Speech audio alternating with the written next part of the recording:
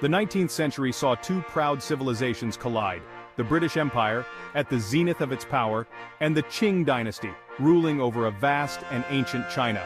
This clash, fueled by trade, ambition, and ultimately opium, would erupt into a conflict known as the Opium Wars. These wars, fought between 1839 and 1860, would have a profound and lasting impact on the relationship between China and the West. China, with its rich resources and exquisite craftsmanship, held a unique allure for Western merchants. Silk, porcelain, and especially tea became highly sought-after commodities in Europe. However, China, under the Qing dynasty, maintained a strict policy of isolation, seeking to limit foreign influence within its borders. Trade with the West was carefully controlled, confined to the southern port of Canton. The British chafed under these restrictions, seeking greater access to Chinese markets. They resented the limitations imposed on their merchants. The stage was set for a clash of cultures and a struggle for dominance in the Far East. The 18th century witnessed a growing imbalance in the China trade. European demand for Chinese goods, particularly tea, soared, creating a significant trade deficit. The British East India Company found itself shipping vast quantities of silver to China to pay for its insatiable appetite for tea. This outflow of silver alarmed the government and merchants alike. The search was on for a commodity that could balance the scales of trade. British diplomat. The answer, unfortunately for China, lay in opium.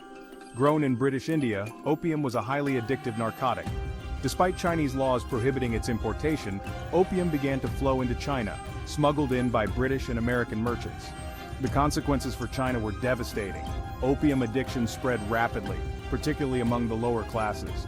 The Qing government, alarmed by the social and economic costs of opium addiction, attempted to crack down on the trade. The East India Company, driven by greed, established a sophisticated network for smuggling opium into China. Indian farmers under the company's control cultivated vast poppy fields, their harvest processed into opium and shipped to warehouses along the Chinese coast. Chinese merchant fast ships, known as opium clippers, evaded Chinese patrols, delivering their illicit cargo to Chinese merchants. Bribery was rampant, corrupting officials and undermining Chinese law enforcement. The social costs of opium addiction were staggering. Families were torn apart, productivity declined, and crime increased. The Chinese government recognized the grave threat posed by this foreign import. The Emperor Daoguang appointed a determined official, Lin Zexu, to eradicate the opium trade.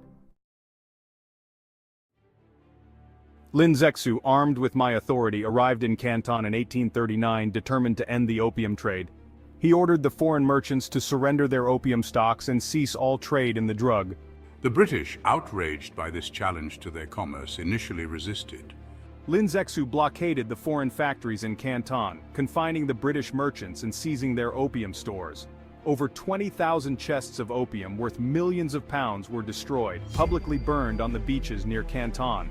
This act of defiance ignited the fuse of war. The British government, citing the need to protect its citizens and their property, dispatched a naval force to China. The First Opium War had begun. The conflict exposed the technological disparity between the two nations. British warships, armed with superior firepower, outmatched the outdated Chinese navy.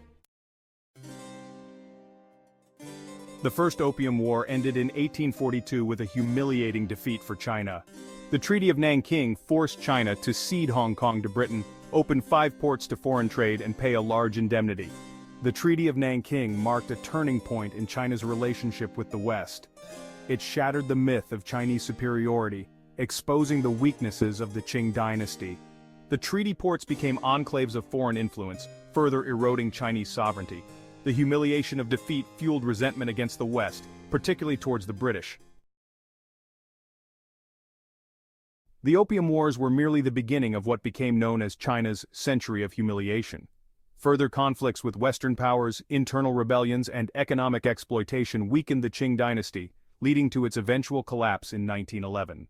The legacy of the Opium Wars continues to resonate in China today. The period from 1839 to 1949 is remembered as a time of national shame.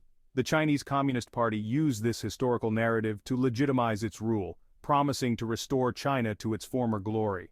The Opium Wars serve as a cautionary tale about the perils of unchecked greed and the enduring impact of historical trauma.